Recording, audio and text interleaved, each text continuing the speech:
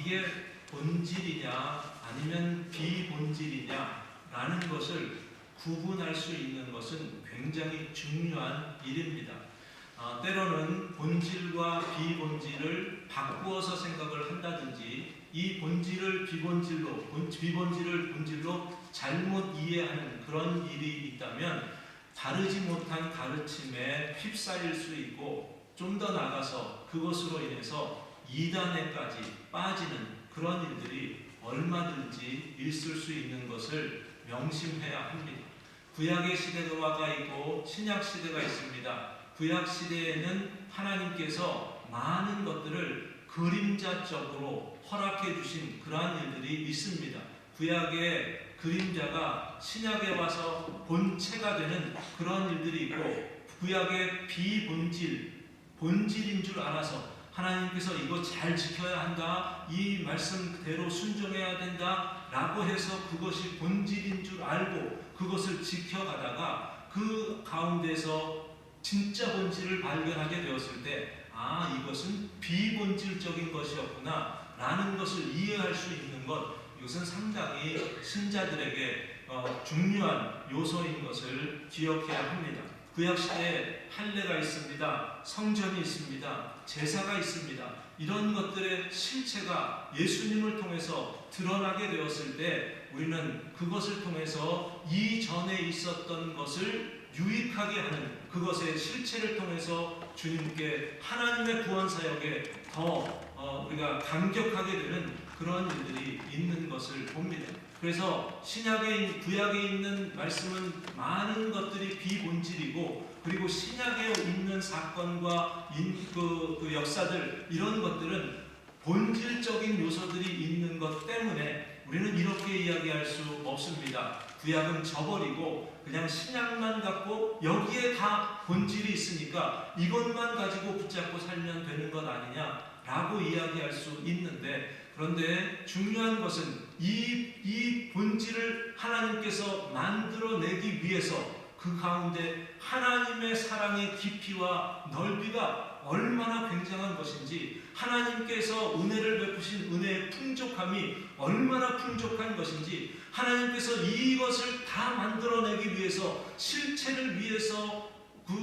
준비하신 과정 하나님의 열심이 얼마나 소중한 것인지, 만약에 신약만 갖고 믿겠다고 하는 그러한 사람들이 있다면 이 모든 하나님의 배후의 역사들을 저버리는 것들이 되기 때문에 그것은 옳지 않은 것이라고 보아야 합니다. 우리는 구약을 통해서 신약의 소중한 것들을 더 소중하게 이해할 수 있는 일들이 있는 것을 보는데, 그렇다면 오늘 말씀은 다윗이 솔로몬에게 마지막 유언을 하는 장면입니다. 다윗이 솔로몬에게 유언하는 이 유언 가운데도 무엇이 있냐면, 제가 좀 전에 구약과 신약을 이야기를 했는데, 이 다윗이 솔로몬에게 이야기하는 이 과정 가운데도 작은 본질과 비본질의 요소를 이 유언 가운데 담아서 솔로몬에게 전해주고 있는 것을 봅니다. 만약에 다윗이 그 본질적인 요소와 비본질적인 요소를 가지고 솔로몬에게 남겨준 이 유언을 마치 헛갈리게 이게 본질이고 이게 뭐가 본질이고 비본질인지를 잘 모르고 이것을 다 받아들인다면, 여러분 오늘 이 말씀은 시험거리가 될 수 있는, 얼마든지 다윗에 대해서 오해를 삼을 수 있는, 다윗이 이런 말을 하는 사람이야? 다윗이 전에는 안 그러지 않았어? 다윗이 뭔가 나중에 죽기 전에 뭔가 헷가닥한 거 아니야? 라고 생각할 만한 그런 일들이 이 말씀 안에 기록되어 있는 것을 봅니다. 그렇기 때문에 이 말씀 안에서 다윗이 무엇을 본질로 솔로몬에게 이야기하고 있고, 그리고 무엇을 비본질적인 것으로 솔로몬의 시대적인 상황적인 그 역할에 대해서, 책임에 대해서 이야기하고 있는지, 이것을 분별할 수 있는 것은 중요한 것이다 라고 생각을 합니다. 먼저 다윗이 솔로몬에게 어떤 것을, 본질적인 것을 유언으로 남기고 있는지, 그것이 오늘 우리가 읽은 말씀 가운데 2절부터 4절까지의 말씀입니다.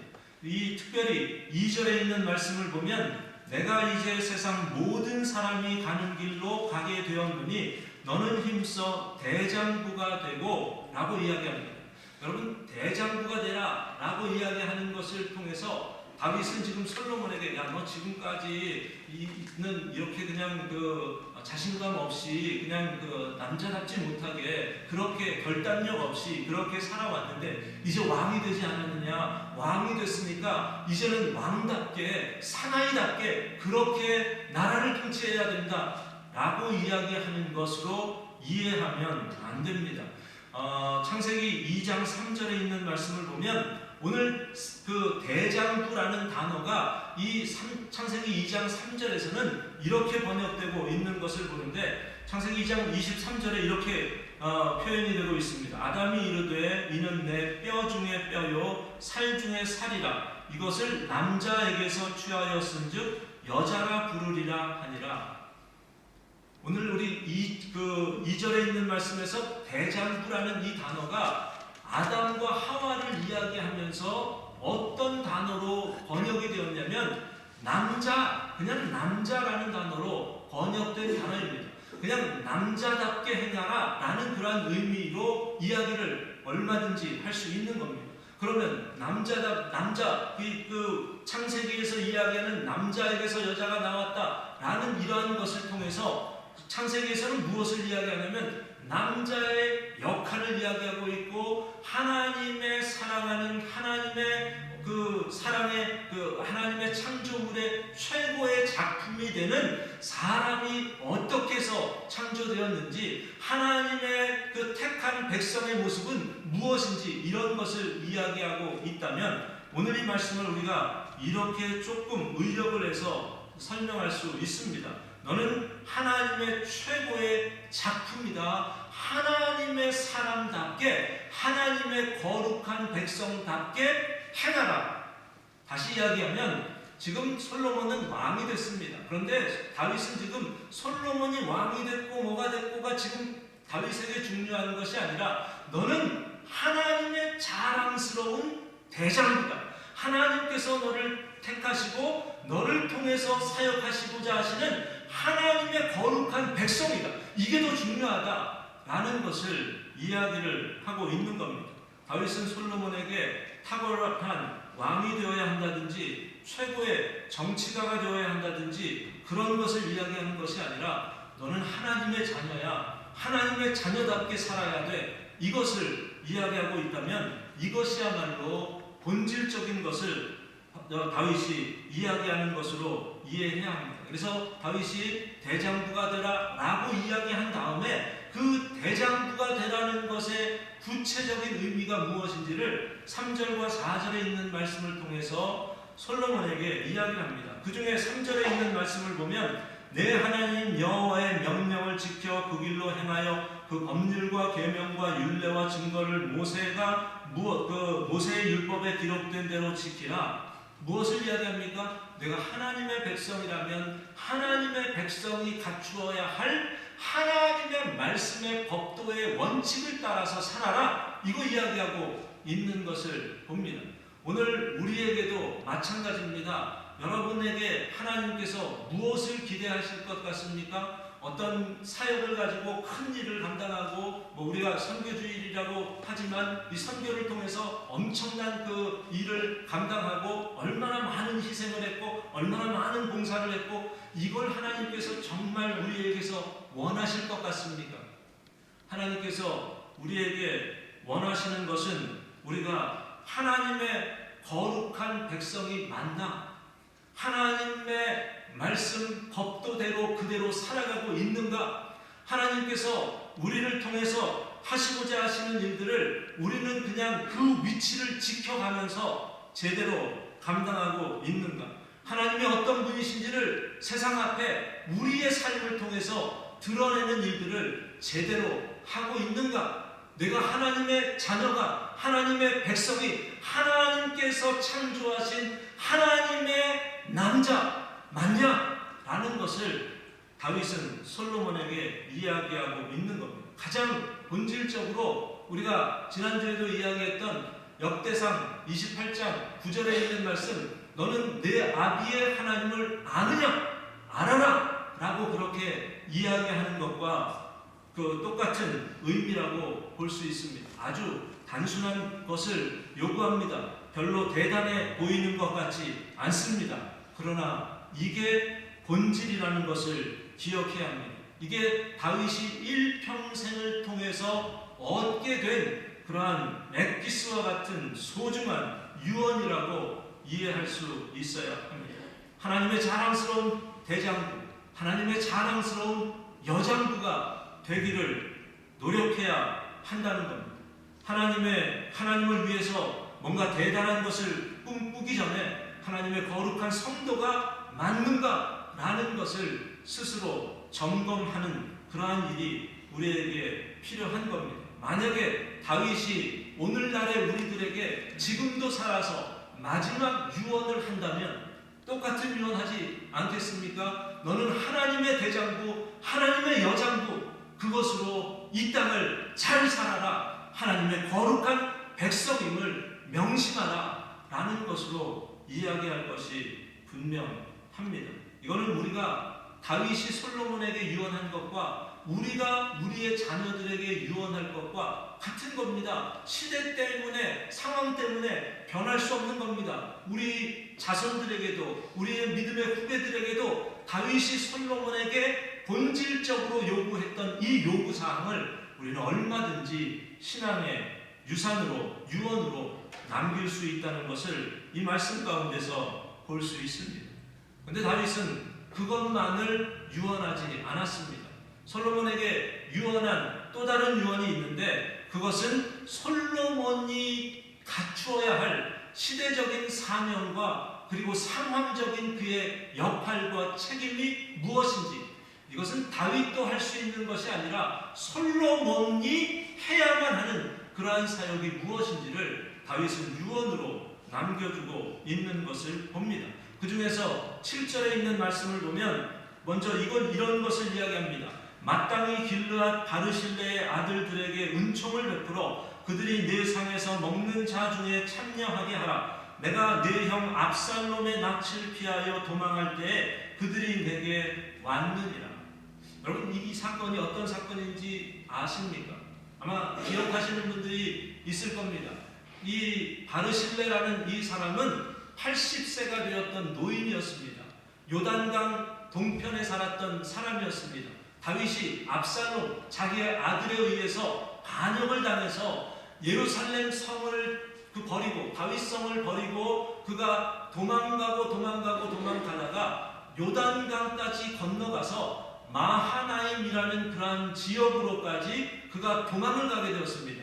그런데 바르실레라는 사람이 마하나임 근방에 살았습니다. 그래서 마하나임까지 와서 자기가 가지고 있는 많은 목축들을 가지고서 그걸 가지고 최선을 다해서 도망와 있는 다윗과 다윗의 무리들을 섬겼습니다. 먹을 것을 제공하고 공개하는 일을 그가 계속해서 했습니다. 다윗이 나중에 왕권이 복권이 됩니다. 그래서 이제 예루살렘으로 다시 들어가게 되었습니다. 압살롬도 죽게 되었고 이제 자기의 권위를 다 회복하는 일이 있게 되었습니다. 다윗이 이 은혜를 잊을 수가 없는 겁니다. 바르실레에게 찾아갑니다. 그래서 바르실레에게 이러한 일을 요구를 합니다. 요청을 합니다. 당신이 내가 여기 있는 동안 나를 위해서 이렇게 귀한 것으로 공배를 했으니까 나와 같이 예루살렘으로 갑시다. 예루살렘으로 가면 내가 거기서는 당신을 위해서 공배하는 일을 계속해서 하겠습니다. 이때 바르실레가 다윗에게 이런 이야기를 합니다. 나는 지금 제대로 판단할 수 있는 나이도 아닙니다. 당신이 나에게 먹을 것을 줘도 이게 맛있는지 맛없는지도 분간할 수 없을 나이입니다. 그래서 나는 내가 가봐야 도움이 안 됩니다. 나는 그냥 여기에 머물러 있을 겁니다. 아주 정중하게 다윗의 요구를 거절을 합니다. 다윗이 그렇게 헤어졌습니다. 그런데 죽을 때까지 바르실레가 기억납니다. 바르실레가 자기에게 했던 것을 늘 마음의 빚으로 갖고 있는 겁니다. 그래서 다윗이 솔로몬에게 무슨 유언을 남기는 거냐면, 야, 바르실레의 아들들을 내가 은총을 좀 베풀어줘라 라는 것을 이야기하는 겁니다. 무엇을 이야기합니까? 앞으로 너에게 고마운 일을 하거나 너를 위해서 충성된 일들을 하는 사람들에 대해서 베풀 줄 알아야 한다. 그들에게 은혜를 알아야 하고 감사할 줄 알아야 되고, 이것은 왕으로서 해야 할 너에게 주어진 역할 가운데 중요한 역할 가운데 하나다라는 것을 분명히 솔로몬에게 이야기하고 있는 겁니다. 한 가지 예를 통해서 솔로몬이 쉽게 할 수 있는 일이지만, 그러나 이것을 통해서 솔로몬이 이행함으로 인해서 이 일은 내가 해야 앞으로도 계속해서 사람들을 대하면서 감당해야 할 일이구나 라는 것을 스스로 체험 학습할 수 있는 그러한 상황을 다윗이 만들어 주었다고 이해할 수 있습니다. 또 한 가지 다윗이 솔로몬에게 요구하는 것이 있습니다. 그것은 누구에 관한 일이냐면 요압에 관련된 일입니다. 여러분, 요압에 관련된 이야기는 제가 이미 지난주에도 했었습니다. 5절과 6절에 있는 말씀을 보면 이런 이야기를 합니다. 수루야의, 같이 한번 읽을까요? 5절 6절입니다. 수루야의 아들 요압이 내게 행한 일, 곧 이스라엘 군대의 두 사령관 넬의 아들 아브넬과 여델의 아들 아마사에게 행한 일을 내가 알거니와, 그가 그들을 죽여 태평시대의 전쟁의 피를 흘리고 전쟁의 피를 자기의 허리에 띤 띠와 발에 신은 신에 묻혔으니 내 지혜대로 행하여 그의 백발이 평안히 수월에 내려가지 못하게 하라. 지금 두 사람에 대해서 언급을 합니다. 요압이 두 사람을 죽였답니다. 아브넬을 죽였답니다. 아브넬을 죽인 것은 그냥 우리의 상식으로는 요압 편에서 생각을 하면 얼마든지 이해가 가능한 일입니다. 왜냐하면 아브넬은 어떤 사람이었냐면 다윗을 오랫동안 추격하고 죽이려고 했던 사람이었습니다. 사울 왕의 군대 장관이었습니다. 사울이 다윗 광야에서 도망다니는 것을 쫓아가서 죽이려고 계속해서 사울과 함께 안달이 되어서 다윗을 죽이려 했던 사람이 아브넬이었습니다. 그러다가 사울이 죽습니다. 사울이 죽으니까 아브넬이, 다윗은 그래서 헤브론에서 왕이 됩니다. 그런데 아브넬은 굴복하지를 않습니다. 사울의 아들 이스보셋을 데리고 왕이 되어서, 왕의 군대 장관이 되어서 북쪽에 있는 나라를 7년 동안 다스리는 그러한 일을 계속해서 멈추지 않고 계속한 사람이 아브넬입니다. 아브넬은 심지어 어떤 일을 했냐면 다윗의 군대와 계속해서 그 싸움을 하다가 지금 요압이 아브넬을 죽였다고 했는데, 이 요압의 동생이 되는 아사헬이라는 이 사람을 칼로 죽입니다. 근데 이 사람이 나중에 7년이 끝나는 그 시간에 다윗에게 와서 항복을 하는 겁니다. 투항을 하는 겁니다. 내가 이제 당신 편에 서겠습니다 라고 이야기를 하는 겁니다. 그런데 다윗이 그래 내 편에 서 라고 하면서 한 번도 그의 잘못에 대해서 언급하지 아니하고 그냥 자기 편으로 만들었습니다. 여러분, 그것을 요압이 지금 보고 있다고 생각해 보십시오. 원수 중에 원수입니다.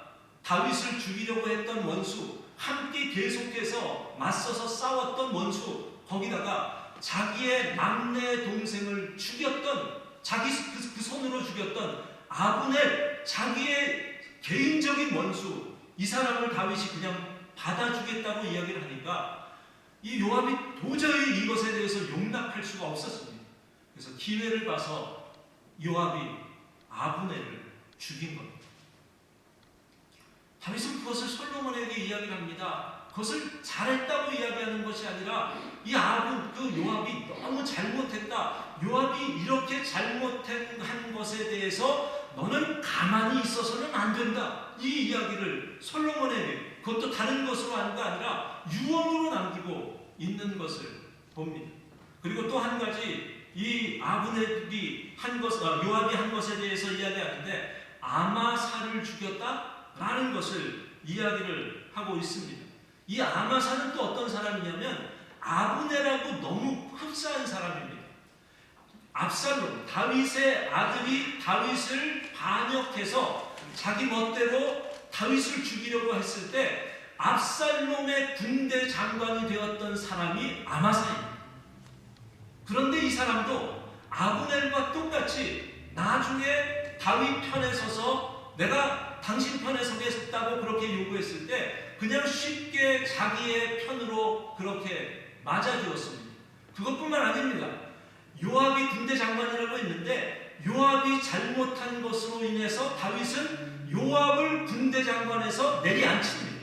그리고 이 아마사라는 사람을 이전에는 압살롬의 군대 장관이었던 아마사를 자기의 군대 장관으로 삼습니다. 여러분, 이 이야기를 지금 요압이 지금 이 사건을 본다고 생각해 보십시오. 어떻게 내가 잘못해서 나를 그 군대 장관에서 내려앉힌 거는 내가 그래도 이해하겠다고 할 수 있는데 내가 잘못한 것에 내려온 그 자리에 이 군대 장관의 자리에 압살롬이 아닙니까? 반역자가 아닙니까? 완전히 자기의 적수가 되었던 이스라엘 다윗과 요압과 모든 군대의 적수가 되었던 아마사를 자기가 위치했던 그 군대 장관의 위치로 올려놓을 수 있습니까? 말이 되지 않습니다. 그래서 아마사를 요압이 죽입니다. 왜 다윗의 마지막 유언이, 왜 다윗이 솔로몬에게 요압에 대해서 안 좋은 이야기를 하면서 야, 요압은 이런 잘못을 했으니까 너 가만히 두어서는 안 된다 라는 이야기를 왜 요압에게 이렇게 이 시점에서 하고 있을 것 같습니다. 이상하지 않습니까? 아니, 이 문제는 사실은 다윗과 요압의 문제 아닙니까? 그것도 요압이 그 아브넬과 아마사를 죽인 그것의 원인 제공을 한 것은 다윗이라고도 말할 수 있습니다. 얼마든지 요압의 입장에서는 핑계될 수 있을 만한 사건들입니다. 요압이 정말 잘못했다는 것을 이야기하려면 그런 이야기를 하는 것이 아니라 요압이 내 아들 압살롬을 죽였어, 이것 가지고 이야기를 할 수 있습니다. 내 형 압살롬을 요압이 죽여서 실제로 죽이지 않습니까? 그것을 가지고 이야기를 하든지, 이것 말고 다른 잘못을 가지고 요압의 잘못을 드러내고 부각시켜야 되는데 왜 지금 다윗은 자기와 관계에 서 있는 거기에서 요압이 조금 잘못했다는 것을 가지고 솔로몬에게 야, 요압이 이 잘못을 했는데 다윗이 그런 것이 잘못이라고 한다면 그 잘못을 다윗이 해결해야 되는 것 아닙니까? 왜 다윗이 이것을 솔로몬에게 숙제로 남겨줍니까? 이상합니다. 마지막에 다윗이 솔로몬에게 하는 이 유언은 정말 이상한 것 같습니다. 그런데 다윗은 지금 무엇을 이야기하고 있는 줄 아십니까? 다윗은 솔로몬에게 요압의 잘못이 옳고 그름의 잘못을 이야기하고 있는 것이 아닙니다. 만약에 옳고 그름의 잘못을 옳지 않은 잘못된 것을 잘못했다고 이야기한다면 다윗 자신도 거기에서 벗어날 길이 없습니다. 다윗도 잘못한 부분이 있기 때문입니다. 다윗은 지금 그 이야기를 하고 있는 게 아닙니다. 옳고 그름의 이야기를 하는 것이 아니라 순종이냐 불순종이냐 이걸 이야기하고 있는 겁니다. 다윗이 옳고 요압이 틀렸다 이걸 이야기하는 것이 아니라 하나님께서 세워놓은 지도력 앞에, 다시 말하면 하나님의 말씀 앞에 이해가 되던 안 되던 순종이냐 순종이 아니냐 이걸 가지고 다윗이 이야기를 하고 있는 겁니다. 여러분, 이 문제는 저와 여러분에게도 얼마든지 있을 수 있는 문제라고 생각합니다.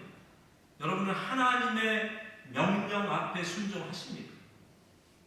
하나님의 명령, 하나님께서 우리에게 말씀과 교회나 가정이나 여러 상황들을 통해서 우리에게 주시는 명령들이 분명히 있는데 그걸 가지고 옳으냐 그르냐를 가지고 따지고 있지 않습니까? 이게 나한테 합당한 거냐 안 합당한 거냐. 하나님은 무조건 나에게 가장 최고의 상황으로 허락해 주셔서 우리로 하여금 그 상황 앞에 순종이냐 불순종이냐 이걸 요구하고 있는데, 순종을 요구하고 있는데 우리는 옳고 그름을 따지고 있는 자들은 아니냐. 기억하셔야 합니다. 하나님께서 우리에게 명령하실 때 우리의 역할은 이게 옳은 명령이냐 아니냐를 따질 만한 권한과 역할이 주어지지 않았습니다. 그건 하나님의 몫입니다. 다윗이 잘못했냐 요압이 잘못했냐 하나님의 몫입니다. 요압이 순종했냐 불순종했냐 이걸 가지고 다윗은 솔로몬에게 이야기를 합니다. 고린도전서 4장 1절과 2절에서 사도 바울이 고린도 교회에게 이런 이야기를 합니다. 사람이 마땅히 우리를 그리스도의 일꾼이요 하나님의 비밀을 맡은 자로 여길지어다. 그리고 맡은 자들에게서 구할 것은 충성이니라. 하나님께서 우리에게 일을 맡겨주실 때 우리는 하나님의 비밀을 맡은 자, 하나님의 일꾼이다. 이렇게 받아들여야 되는 겁니다. 다른 거기에 왈가왈부할 이게 내게 합당한 거냐 아니냐, 이게 옳은 일이냐 아니냐 이것 가지고 판단할 권한이 우리에게 없습니다.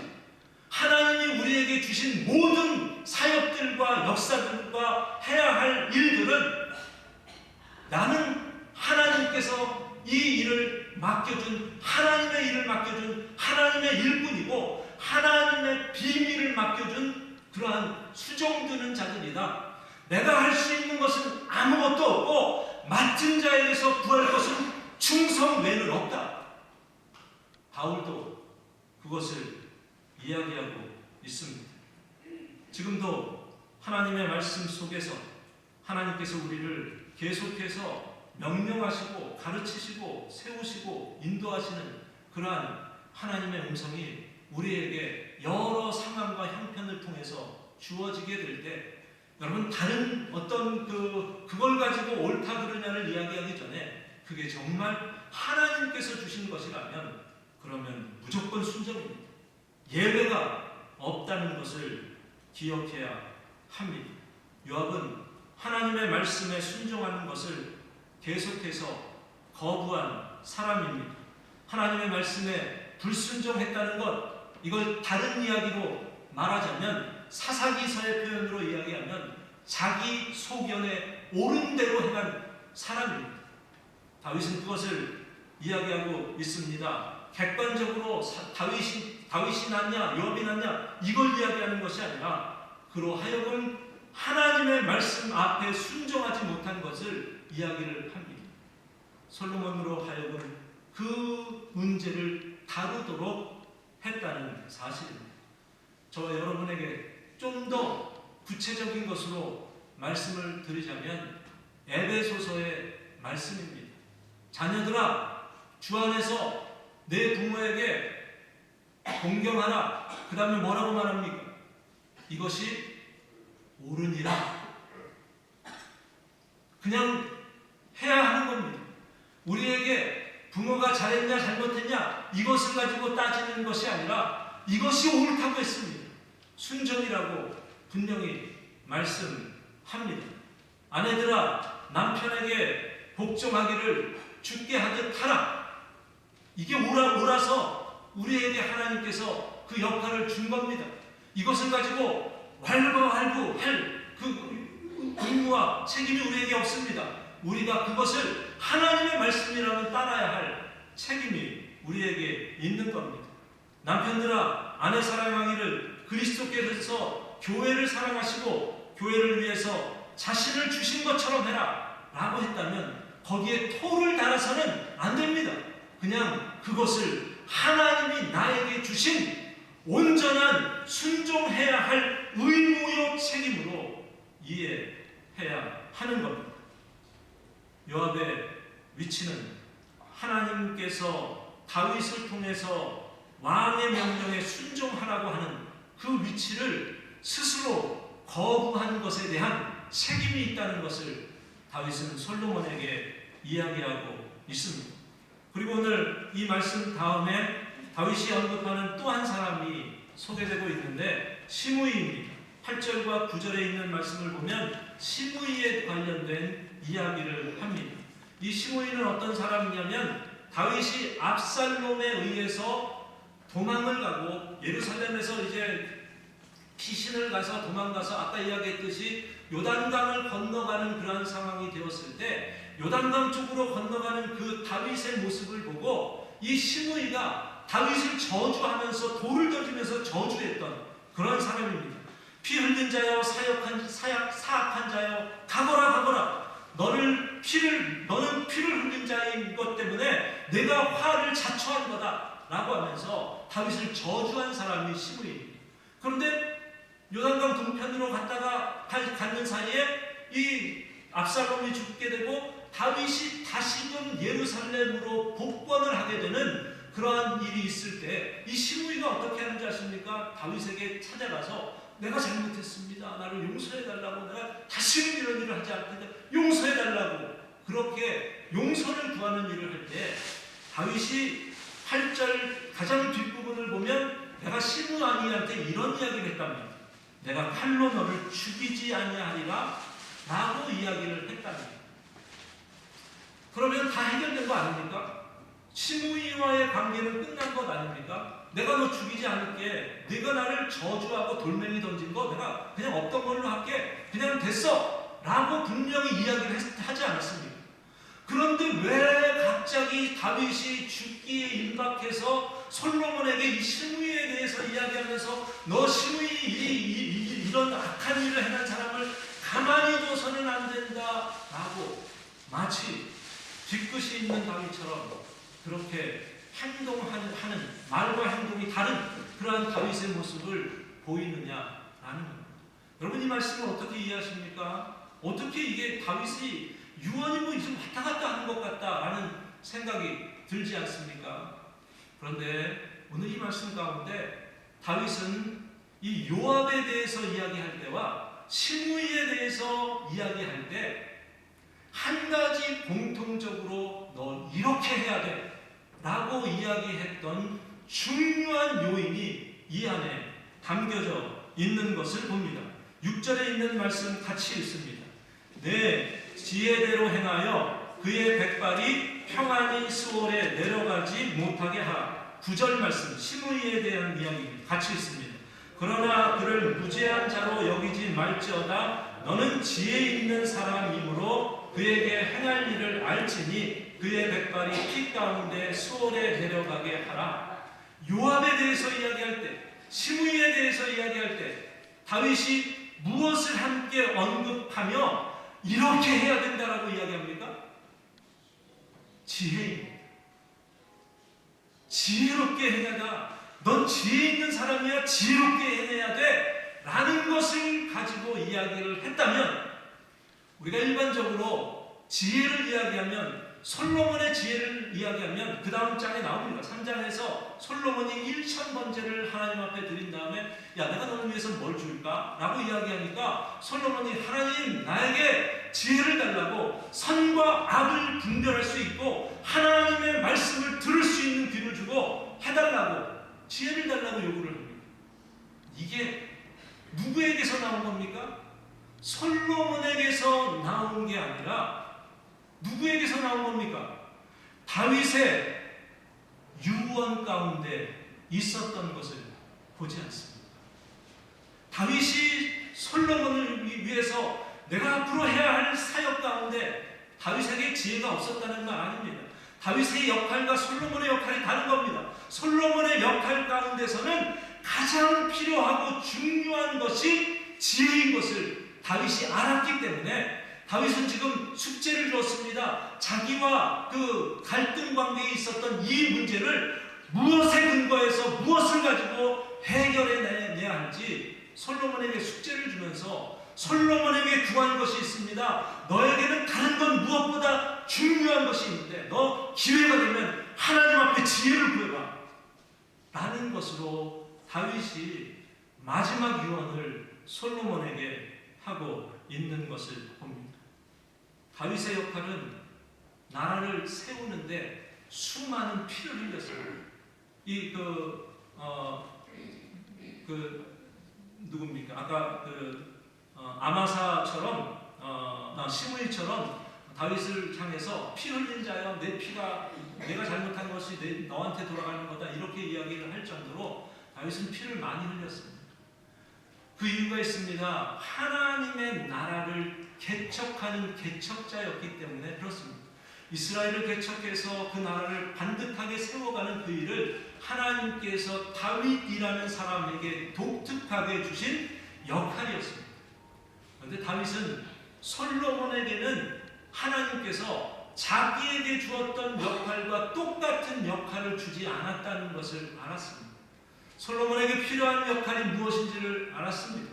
솔로몬이 해야 할 것은 다른 것이 아니라 나라를 세워놓은 이 나라를 얼마나 반듯하게 번영시키고 발전시켜 갈 것인지 이것을 솔로몬이 해야 되는데 이 일을 위해서 솔로몬에게 무엇보다 중요한 것은 하나님의 지혜라는 것을 알았기에 솔로몬에게 이와 같은 것을 요구하고 있는 것을 어쩌면 이러한 것이 오늘 우리 세대와 우리 후 세대들을 향한 우리의 마음이 아닐까라는 생각을 갖습니다. 저희 전 세대 분들과 우리 이 세대, 지금 살고 있는 이 세대는 역할이 다릅니다. 우리 전 세대 분들은 정말 엄청난 희생과 섬김과 봉사를 통해서 교회를 반듯하게 세워가는 그런 일을 하셨습니다. 우리를 통해서 또 다른 희생과 섬김을 통해서 우리는 또 다른 세대를 향해서 꿈꾸고 그들에게 무엇을 유언을 주고 무엇을 남길 것인지를 고민하는 그러한 일들이 우리에게 필요합니다. 저도 개인적으로 이 시대와 이 세대의 상황 가운데서 이 교회 안에서도 내가 할 수 있는 역할은 어디서부터 어디까지인가 이게 제일 고민되는 것 중에 하나입니다. 여러분 어떻습니까? 여러분이 무엇을 가지고 고민하고 있습니까? 여러분에게 하나님께서 맡겨주신 하나님의 나라 그 안에 나에게 맡겨주신 역할 이 책임을 내가 얼마나 제대로 감당하고 있는가 이것이 우리의 고민거리여야 합니다. 그래서 하나님 앞에 간구해야 합니다. 하나님께서 이미 우리에게 들려주시고 알려주신 말씀들도 분명히 있을 겁니다. 말씀과 예배와 또 교회라는 조직과 그리고 가정과 이런 것들을 통해서 하나님은 하나씩 우리의 역할이 이것이구나라는 것들을 보여주고 있습니다. 그것을 사모하고 이해하고 그 역할을 제대로 감당할 수 있어야 합니다. 그런데 반드시 기억하시기 바랍니다. 맡은 자에게서 구할 것은 왈과 완부가 아니라 충성입니다. 하나님께서 우리에게 맡겨주신 일 가운데 충성스럽게 나에게 주어진 일이 크고 작은 것을 가지고 따지지 마시고 내 소원과 하나님의 소원이 다르다는 걸 가지고 원망 불평하지 마시고 하나님께서 이것을 통해서 영광 받으시기를 원한다는 사실을 명심하시고 충성스럽게 우리에게 주어진 일들을 감당하시는 저와 여러분이 되시기를 예수님의 이름으로 축원드립니다.